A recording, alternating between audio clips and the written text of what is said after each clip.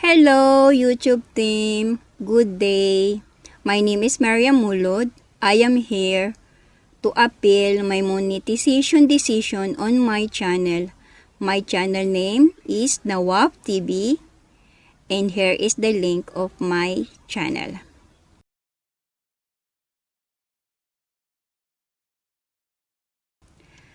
I understand that my channel was flagged in authentic content under the YouTube Partner Program policies of YouTube. After reviewing this, I acknowledge that some of my previous videos may not have consistently demonstrated enough originality, transformation, or clear value to viewers. I would like to clearly explain how I create my content. All videos on my channel was created and managed by me. I use my mobile phone Vivo capture my videos or to record my videos, and this is my mobile phone.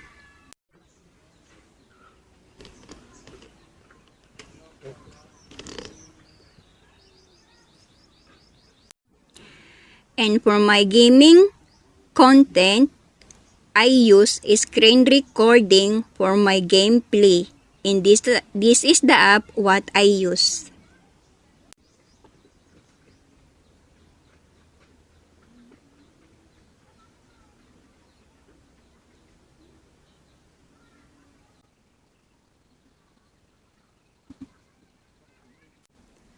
After recording, I edit all my videos using the CapCut apps where I trim, arrange scenes, and prepare the final output before uploading, and this is the CapCut apps I use.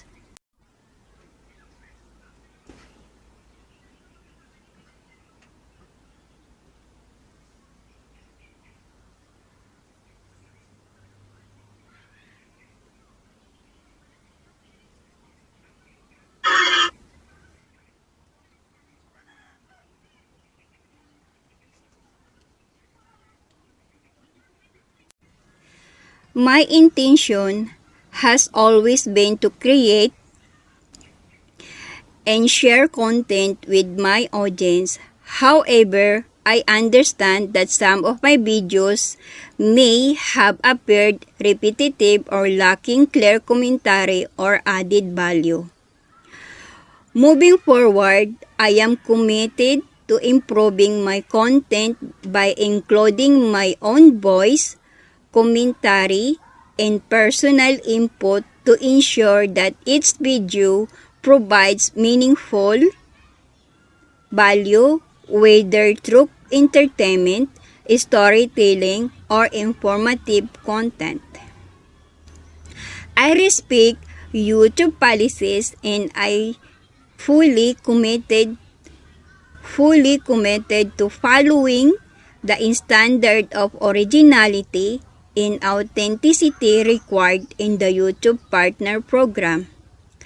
Thank you for taking time to review my appeal. I sincerely hope to be given another opportunity to monetize my channel. And thank you.